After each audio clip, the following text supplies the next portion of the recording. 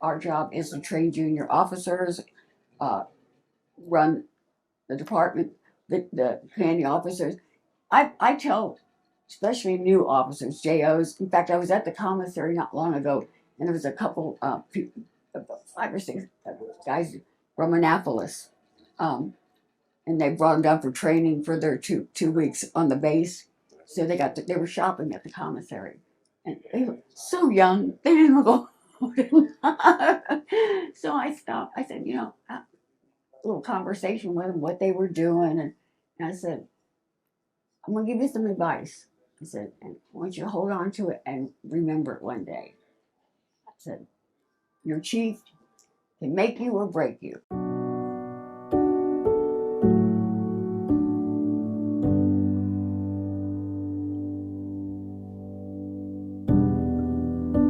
They are there to help you. Rely on them. Don't make them mad. No. Like I said, they can just rely on your chief. Whenever in doubt, rely on. We're there to help train and keep the ship running, or the command running. Good commanding officers know this about chiefs. They think highly of their chiefs if they're smart. A lot of that, I wish I could read it to everyone. When someone makes chief in the Navy, or it's a whole new ballpark or game than the other services. We go through initiation. We change our uniform completely to khakis. We give up our name and are just called chief to this day. You got to be known as Chief Obo? Obie. Obie. It's Oscar Obie. My last name's O'Brien. It's cut short. So, yeah. My friends, my military friends, I'm so close with. Yeah, that's what they call me. Yeah. Or just Obie, chief, whatever. Yeah. In the chiefs community, our brothers and sisters,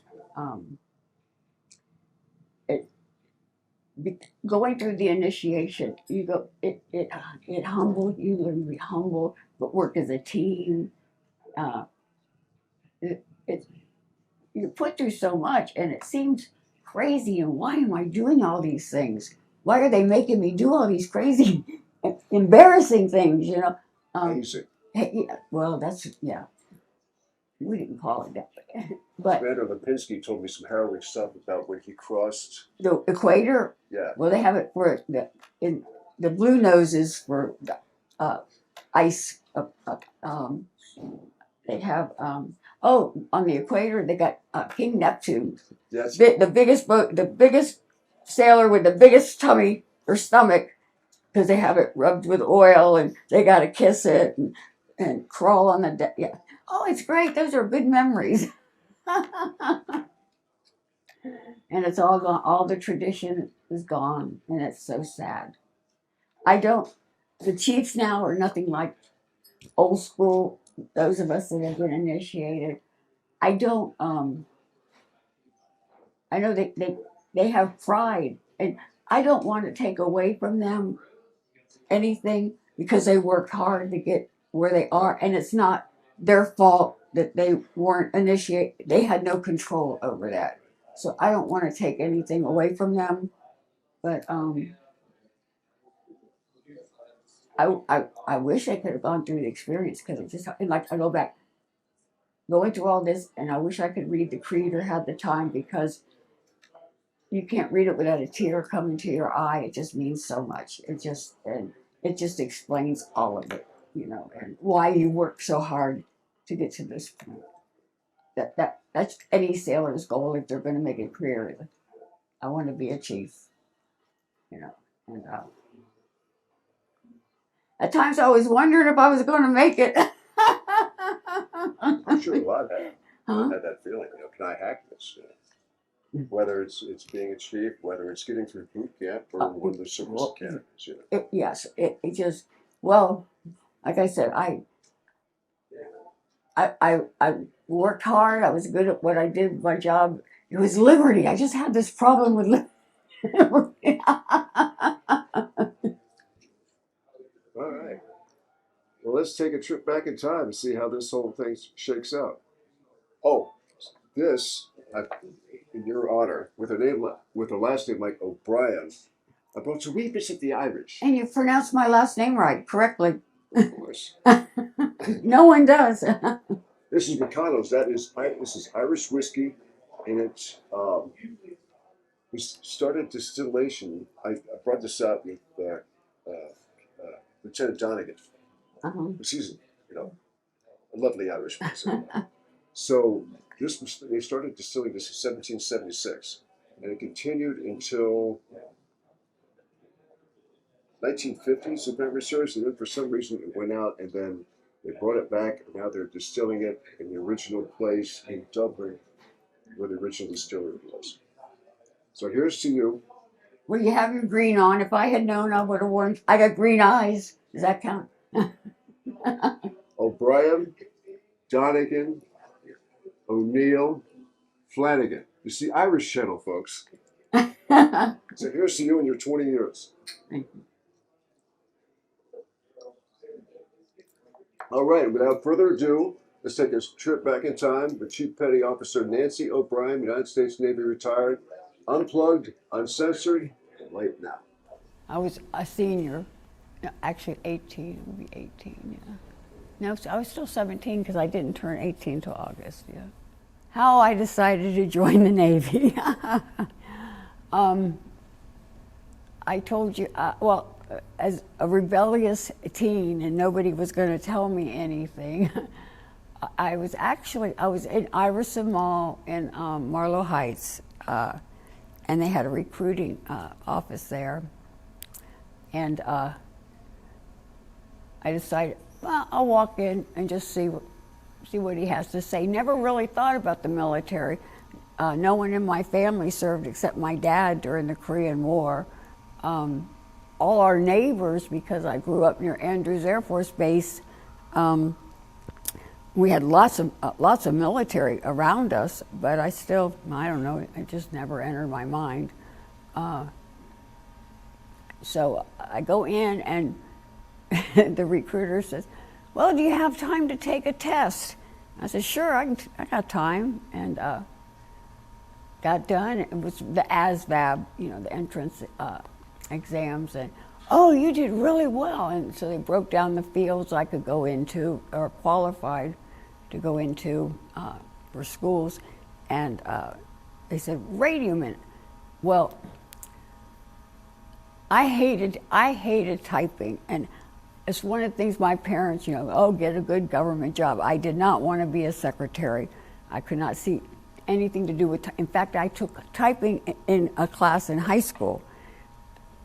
So they said, radioman. I said, oh, so I'm thinking radios, disc jockey, I don't know. And I said, as long as I don't have to, you'll never see a typewriter. I said, okay.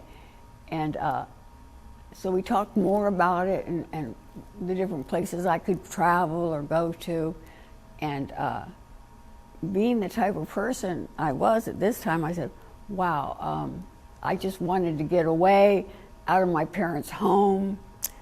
I also wanted something to where I didn't have to go back to my father and say I couldn't make it. So this way, I knew I had a place to sleep. I was going to have food and clothes, even if it was a uniform. And so I asked him, I said, well, how fast can you get me in and how far? And he goes, well, I can get you in 2 weeks. And how about Japan? I said, oh, wow, that sounds good. Well, because I was 17, I needed my parents' signature. Okay, so I got all of my forms together. I go in the house, and my dad's had just got off work. He's sitting at the end of the table drinking a beer. My mom's sitting there, and he said, well, what did you do today? So I have to backtrack a little. I caused a lot of heartache for my parents because I was so hard-headed and just wanted to do what I wanted to do. And a lot of that was partying and things they probably didn't approve of, and they never found out to this day. So I said, I joined the Navy, and I put the papers down. I said, but I need your signature. My dad grabbed the papers. He goes, where do I sign? So that was, and my mother, you know, she was apprehensive, but she didn't fight it too much. So that's how, you know, I decided to go in. And you would think for a woman or a young woman that didn't want to be told anything, how to do anything, what she could do or couldn't do, that the military would be the last place that I would decide to have my career or to try. So I remember I left, it was funny, I left March 9th, 1973 to go to MEPS. It was in Baltimore well, first of all, it was my mother's birthday that I left. It was her birthday present. What is the name of that base? It's so old and closed now in Baltimore where you go for it to be inducted, to enlist. It'll come to me probably later. So I get on the plane and I go to Orlando, Florida. Now, the boot camp for women in Orlando, Florida, it was pretty new because they had closed down Bainbridge, Maryland, where the Waves boot camp first was. You talk about an old base. So I'll never forget going in, you're processing. Oh, and it's always late at night. Oh, you know, that they do this.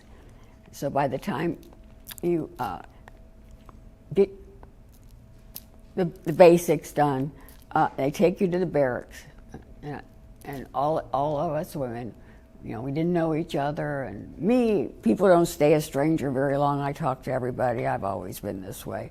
But I remember it was about 3 o'clock in the morning, and I must have only had about a hour and a half sleep, and you hear this banging on trash cans, lights go on, telling us to get up, and I'm going, oh my God, what did I do?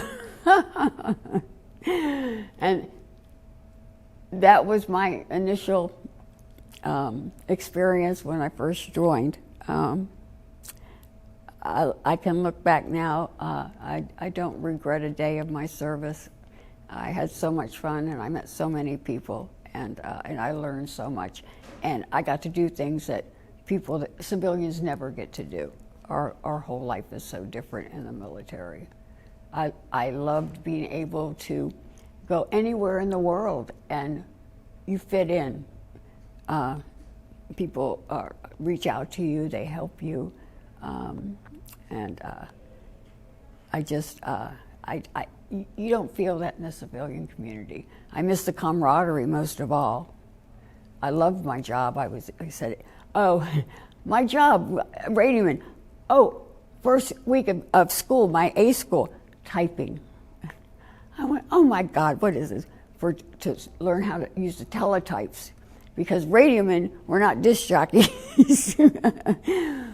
We provided communications on shore and from shore to ships, and back then all the communications was basically HF, high frequency, for ship shore.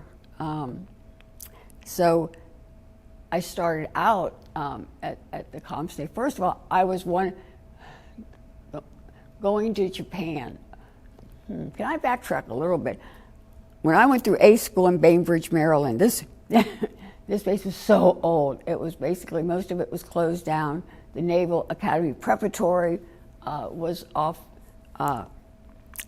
located alongside the NTC, Naval Training Center. It was just communications, and the electronics technician schools were basically there. The barracks were so old, oh my goodness.